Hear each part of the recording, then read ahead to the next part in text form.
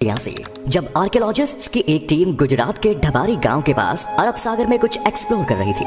समुद्र की 123 फीट की गहराई में जाने के बाद वो जो देखते हैं वो सचमुच चौंका देने वाला था।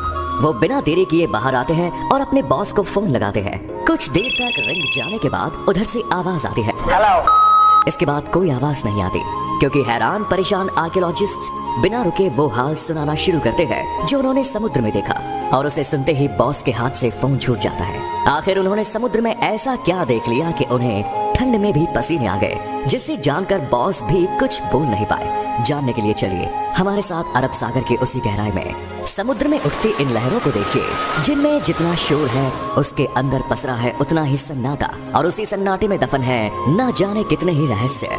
समुद्र के नीचे आज भी कई ऐसे राज दबे हैं जिनके बारे में किसी को कुछ नहीं पता। कुछ सालों पहले अरब सागर की गहराई में ऐसी ही एक साइट खोजी गई, जिसे देखकर हर कोई हैरान था। दरअसल वो एक भरी पूरी नगरी थी, ऐसी नगरी जो इतनी खूबसूरत थी कि जिसे कोई एक बार देख ले तो बस देखते ही रह जाए। ऊंची ऊंची दीवारें, बड़े बड़े गेट और उन पर की गई नक्काशी, सड़कें, भव्य महल, पूरा वेल प्लान्ड शहर जो आज के शहरों को भी पीछे छोड़ दे। समुद्र की गहराइयों में ऐसी नगरी देखकर आर्कियोलॉजिस्ट्स हैरान थे।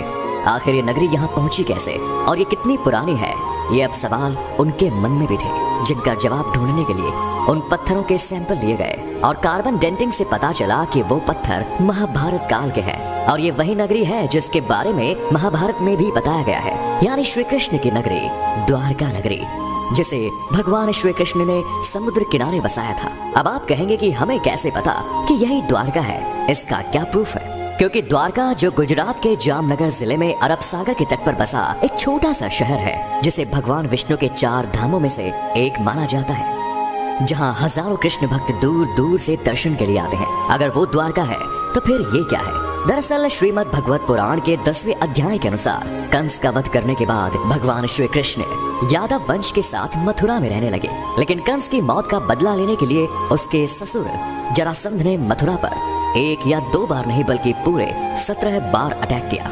बार बार हो रहे इन आक्रमणों से न केवल मथुरा की प्रजा परेशान थी, बल्कि श्री कृष्ण भी दुखी हो चुके थे। इसीलिए उन्होंने अपनी प्रजा की रक्षा के लिए मथुरा से कहीं दूर जाना ही सही समझा, और वो अपने परिवार और पूरी प्रजा के साथ मथुरा से 1285 किलोमीटर दूर अरब सागर किनारे जा पहुंचे, और उन्होंने विश्वकर्मा को समुद्र के ऊपर एक नगरी बनाने का आदेश दिया।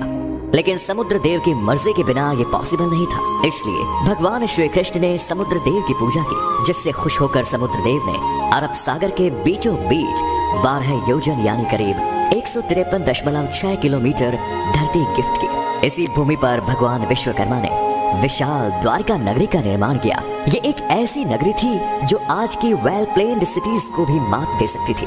ऊंची दीवारें, बड़े दरवाजे, बगीचे, तालाब, सोने के महल, सब कुछ बेहद ही खूबसूरत तरीके से बनाया गया था। और इसी नगर के बीचों बीच था श्री कृष्ण का महल, जो बेहद आलीशान था।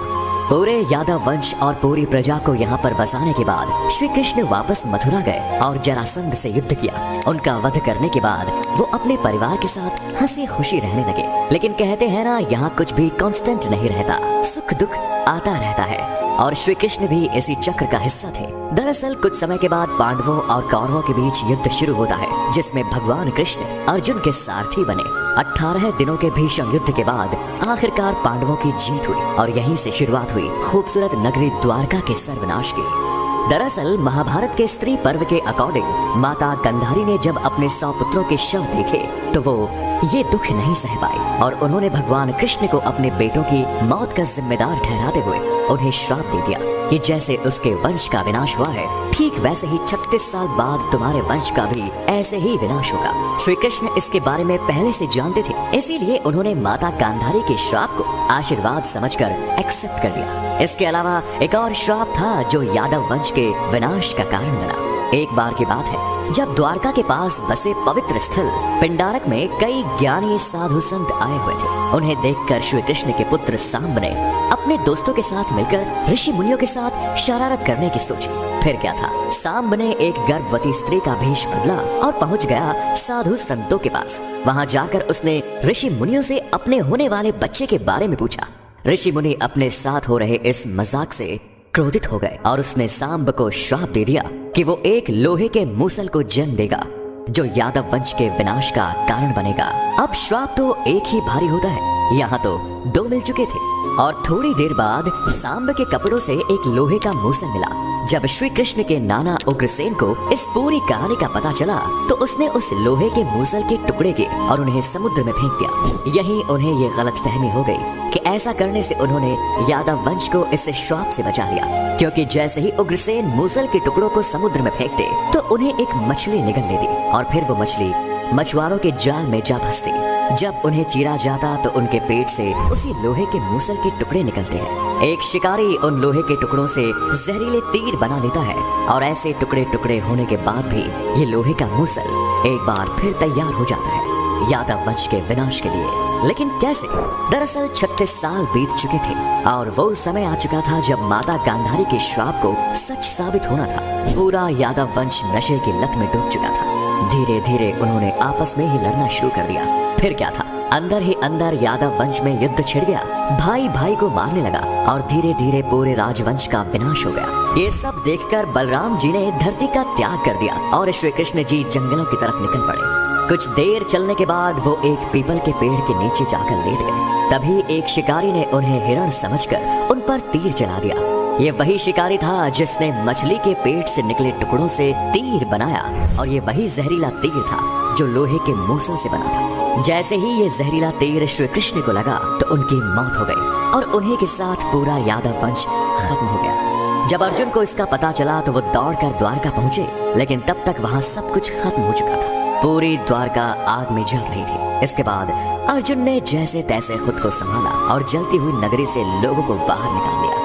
खाली होते ही द्वारका नगरी हमेशा के लिए समुद्र में समा गई। अब आपका द्वारका को लेकर जो कंफ्यूजन है उसको भी दूर करते हैं। दरअसल आज द्वारका को दो हिस्सों में बांटा गया है, द्वारका और बेट द्वारका।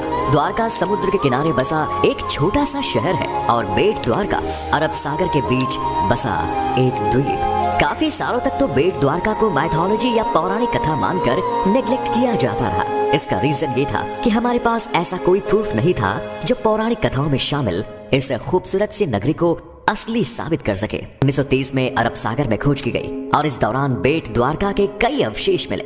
फिर 1963 में इस आइलैंड पर खुदाई की गई तो कई पुरानी मूर्तियां और आर्टिफैक्ट हाथ लगे। फिर कई इंटरेस्टिंग थ्योरी सामने आई जो इस बात का सबूत थी कि श्री कृष्ण बेट द्वारका में अपने परिवार के साथ रहते थे। लेकिन ये छानबीन यहीं खत्म नहीं हुई और 1983 से 1990 के बीच under water archaeologist doctor SR Rao और उनकी टीम ने इस मिशन को कंप्लीट करने का बीड़ा उठाया। ये टीम काफी दिनों तक खोजबीन में जुटी रही। इसके बाद उन्हें पानी के नीचे एक खूबसूरत नगरी के अवशेष मिले। लेकिन यहाँ पर भी सवाल वही था कि क्या सच में समुद्र की गहराई में जो अवशेष मिले हैं वो श्री कृष्ण की नगरी द्वारका के ही थे? इसका पता लगाने के लिए आर्कियोलॉजिस्ट्स ने उन पत्थरों की कार्बन डेंटिंग की।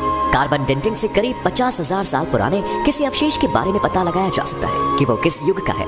डॉक्टर नरहरि आचार्य ने महाभारत में मेंशन ग्रहों की स्थिति एस्टेरॉइड्स के जरिए ये कैलकुलेट किया कि महाभारत का युद्ध 3120 BC में बसा हुआ था और महाभारत के अनुसार उसी युग में ही द्वारका का भी निर्माण हुआ। जब पत्थरों की कार्बन डेंटिंग की गई तो पता चला कि ये पत्थर उसी समय के हैं। लेकिन पत्थरों का क्या है, वो तो किसी भी युग के हो सकते हैं और इससे ये कैसे पता चला कि ये द्वारका के ही अवशेष हैं?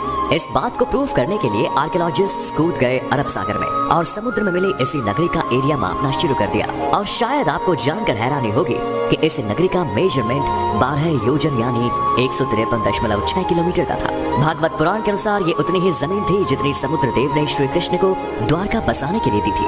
और ये इस बात का सबूत था कि ये श्री कृष्ण की नगरी द्वारका है और समुद्र के नीचे आज भी ये खुदाई जारी है। तो ये थी कहानी श्री कृष्ण की नगरी द्वारका नगरी की। उम्मीद है आपको इससे काफी कुछ सीखने को मिला होगा। बहरहाल वीडियो पसंद आए तो लाइक करें।